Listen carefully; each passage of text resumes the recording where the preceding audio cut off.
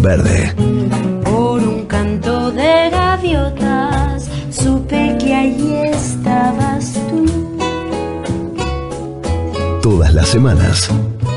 Despidiendo últimamente todo lo que sucedió.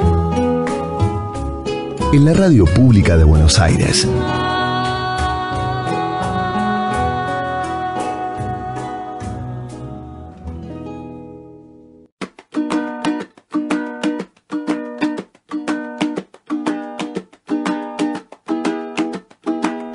Bahía de San Antonio es un lugar de paso y alimentación de aves playeras en Río Negro, en el sur de la Argentina, un bellísimo paisaje, y nos avisan desde allí que hay una planta caliza de caliza que está contaminando todo y ahuyentándolas. ¿Qué implicancias tiene que ocurra una cosa de estas características? ¿Por qué es importante que las aves aniden y pasen ese tiempo determinado en las playas de Río Negro? ¿Por qué es importante que la actividad del hombre sea regulada atendiendo también lo que pasa con las aves playeras? Vamos a hablar de esto en lo que sigue del programa con Mirta Carvajal, que es licenciada en Ciencias Biológicas y presidenta de la Fundación Inalafken. ¿Cómo estás? Muy buen día, Mirta. ¿Qué tal? Buenos días para todos. ¿Cómo están ustedes? Quizás sea un buen punto de arranque ese, ¿no? ¿Cuáles son las implicancias? Conocer eso, ¿no? De que se espante del modo que sea a aves migratorias que han decidido un espacio y un lugar para habitar transitoriamente. Bueno, sí, justamente el área protegida de Bahía de San Antonio cuida este lugar porque estas aves, la mayoría en gran peligro, algunas especies en peligro de extinción y la gran mayoría con sus poblaciones cada vez menores, ¿no? Declinando, utilizan estos espacios en un momento clave de su vida, que es cuando vienen desde el sur, desde Tierra del Fuego, dirigiéndose hasta el Ártico de Canadá a reproducirse. Entonces es una migración muy regulada por el deseo de reproducirse, ¿no? Muy hormonal, con muy escaso tiempo, y ese tiempo tienen que utilizarlo para descansar, para mudar las plumas, en muchos casos, y por lo tanto necesitan comer, en el momento que la marea baja, aprovechar el plato servido de la alimentación que encuentran ahí, los pequeños bichitos que viven en el fondo marino, y cuando sube la marea es el único momento que tienen para descansar. Entonces, cualquier disturbio, sea humano, sea perros sueltos, también ruidos, en este caso el de la planta, como vos decías, tenemos una planta que está catalogada como máximo riesgo presunto por la provincia, que produce a partir de caliza y de sal, carbonato de sodio, que es una materia prima fundamental para muchas industrias, jabón, pinturas, vidrio y varias más, y está ubicada en un lugar clave frente al cual descansan, se alimentan y hacen parte de su ciclo de vida. Algunas otras especies que son residentes se reproducen en ese lugar. Y la verdad es que la planta que funciona desde el año 2005 no está bien controlada, y ahí es cuando tenemos los problemas. ¿Cuántas personas trabajan en esa planta? Alrededor, creo que superan los 350 o un máximo de 400 personas. Ayúdanos, Mirta, importante, ¿no? Ayúdanos a calibrar. ¿Cómo hacemos para calibrar y entender con la mayor contundencia posible la defensa de estas aves, con la defensa de esos 350 puestos de trabajo, la movilidad económica que le da a la comunidad y todo lo que entraña la presencia de una planta en un lugar donde, como en toda la Argentina, mucho trabajo no debe haber?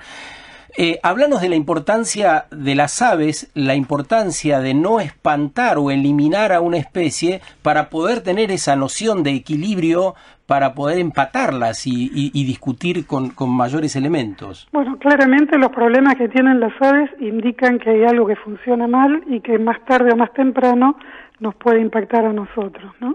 Este tipo de aves, las aves playeras, utilizan, como su nombre lo indica, fundamentalmente los mismos ambientes que nosotros usamos para recrear, para nuestros solaz, para pasarla bien. Y realmente el área protegida Bahía de San Antonio, con la playa tan conocida, Las Grutas, que este año apareció como entre la mejor playa de la Argentina, la más linda, la más bella, en un ranking hecho en Canadá, también recibe miles y miles de turistas, y el turismo se ha convertido en la actividad principal de las grutas y una de las actividades fundamentales de todo el municipio de San Antonio, ¿no? Entonces, empatar o emparejar los puestos de una planta con los de que genera el turismo, sin lugar a dudas necesita justamente de mucho control, de mucha fiscalización.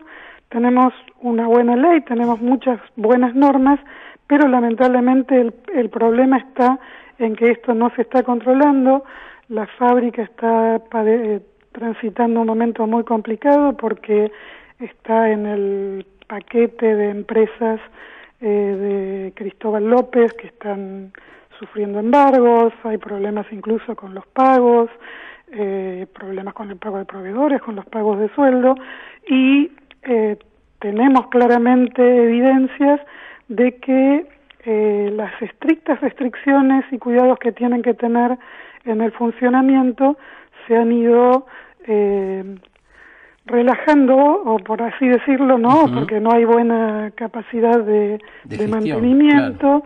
Hay algunos puntos que no funcionaron nunca. Por ejemplo, no es a lo mejor un poco difícil de entender de una fábrica el método Solvay, ¿no? El famoso método Solvay que produce carbonato de sodio usando dos cosas tan sencillas como sal y caliza, pero también hay amoníaco en el sistema como una especie de catalizador de las reacciones, pero produce más cloruro de calcio, que es una sal inútil, que el producto en sí. Es decir, si yo tengo un balde de un producto, tengo un balde y un poco más de basura que tiene que salir con mucho líquido en alta temperatura y que en un principio se quería destinar al mar. Afortunadamente lo evitamos. Estamos hablando del proyecto Alpat, un proyecto de la época de Frondizi. Exactamente. Las primeras máquinas llegaron en los 70 y se reinició la construcción en los 90 durante el gobierno de Néstor Kirchner, como dice nuestra entrevistada de esta mañana, Mirta Carvajal.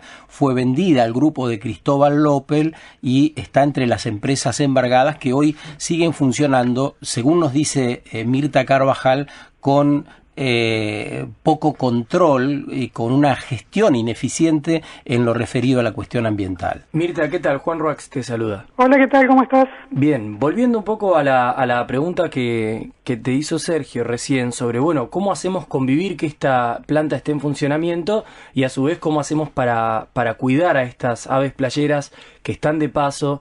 Digo, ¿cuál es la propuesta que tenés presente o cuál es la propuesta que te gustaría comunicar de cómo modificar esto?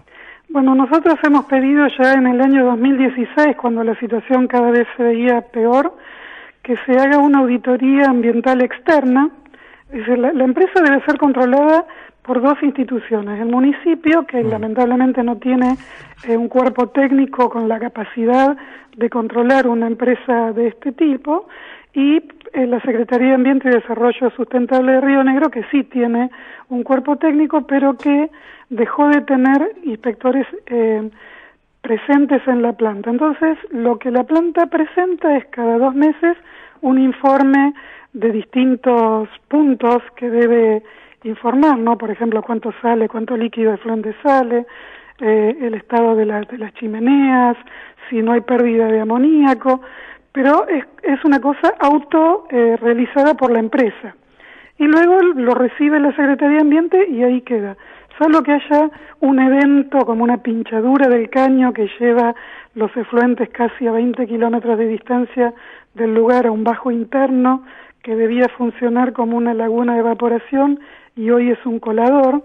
Ahora, por lo que contás, igual nos enteraríamos si hay una fuga. Y a veces sí, porque el líquido por el caño va caliente, y como el caño va soterrado pero no a mucha profundidad, empieza a salir líquido paralelo a una ruta, por ejemplo, y se ve el vapor y uno lo ve. Cuando hay una fuga en la cañería nos enteramos, y ha habido muchas. El problema es cuando hay problemas dentro de la planta, que ahí está la planta, es en una pequeña península, Punta Delgado se llama, a escasos metros del mar, y ahí, bueno, sabemos que ha habido algunos episodios que terminaron en derrame directamente al mar. Se produce mucho volado de caliza, este fue el último evento que hemos visto.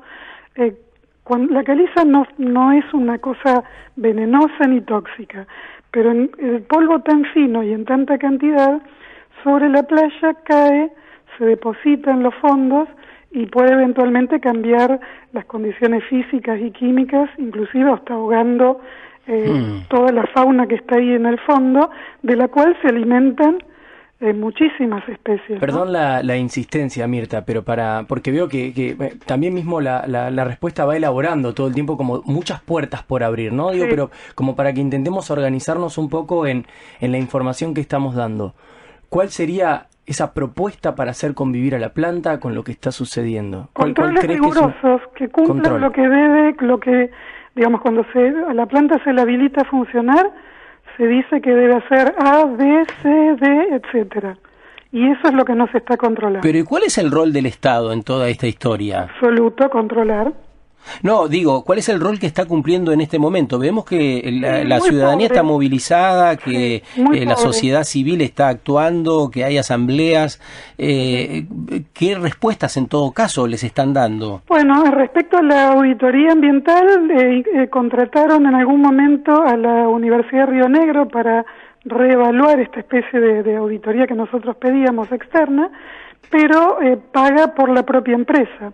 Como la empresa no pudo pagar más, no avanzó y, como les decía, de 2016 hasta ahora, siempre, bueno, el tema que todos conocemos en cualquier lado, no hay recursos y entonces se aflojan. Mirta, estás señalando uno de los problemas centrales que tiene la nación. Exacto. Cuando va a controlar diversos emprendimientos. Lo que relata Mirta de que la empresa le paga a quien debe hacer el estudio que finalmente va a dar los elementos para controlar mejor, es lo mismo que ocurre con la minería a cielo abierto, donde los que pagan y los que de algún modo solventan, te diría, hasta los controladores, porque los llevan en sus camionetas, les dan de comer, los alojan en los hoteles de alta montaña, son las propias empresas. Por lo tanto, es fácil adivinar más o menos cómo va a salir ese resultado, por mayor probidad que haya en todos esos funcionarios. En fin, seguimos acompañándote, Marta. No vamos a solucionarlo esto con una charla en una mañana de la radio, pero sí nos parecía importante para ir entre todos entendiendo la mecánica de estas cuestiones, porque como poníamos el ejemplo de la minería, lo que les está pasando podría traspolarse a otros lugares y sobre eso necesitamos trabajar sin mayor dilación, ¿no? Así que agradecerles por todo el trabajo que hacen y estamos en contacto desde la radio para cuando gusten. Bueno, muchísimas gracias y describiste exactamente cuál es la situación. Un abrazo. Mirta Carvajal con nosotros un rato en la mañana, es licenciada en Ciencias Biológicas, tiene orientación en Zoología justamente y es presidenta de la Fundación Inalafken, muy preocupados y desde hace mucho tiempo por esta planta de caliza que contamina en el sector donde opera, pero también amenaza con posibles fuentes de trabajo relacionadas al turismo y otras cuestiones por ahí. Así que bueno, seguimos andando en la mañana y ocupándonos, nos parece, de lo que realmente importa. Es indispensable alfabetizar a nuestros chicos para la era digital. Nuevas miradas para un mundo diferente. Sábado Verde. En la Radio Pública de Buenos Aires.